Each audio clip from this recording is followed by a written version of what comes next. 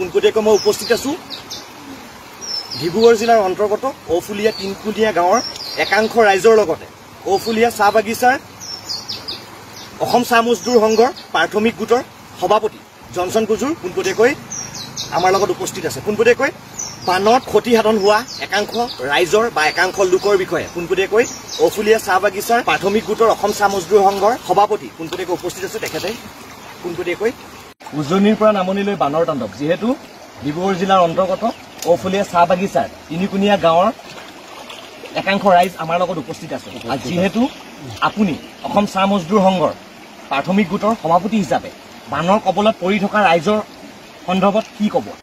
মই প্ৰাথমিক গোটৰ সভাপতি হৈ কিনে আজি 28 নম্বৰ তিনকুণীয়া গাঁৱৰ ৰাইজৰ সহযোগত আজি মই চাব পালোঁ যে আজি তিনকুণীয়া গাঁৱত যিটো ৰাইজ যিটো পৰিৱেশত আছে, কিন্তু আমি ভৱিষ্যত তেনেকৈ পৰিৱেশ দেখা নাছিলোঁ। আজি দেখিছোঁ ইমান বানপানীৰ মাজত তেওঁলোকে ইমান কষ্ট কৰি কিনে আজি ৰাস্তাত ওলাই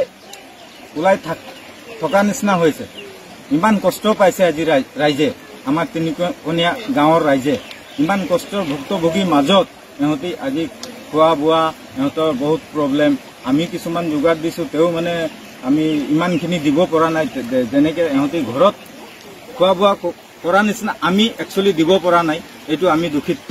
কিন্তু আজি তিনিকুণীয়া গাঁৱৰ ঔফুলীয়া চাহ বাগিচাৰ তিনিকুণীয়া গাঁৱৰ যিটো পৰিৱেশ আজি দেখিবলৈ কিন্তু চকু পানী আমাৰ ওলাই গৈছে। ইমান ভয়ংকৰ বানপানী হৈছে, ঘৰ দুৱাৰ আমাৰ চব ডুবি গ'ল।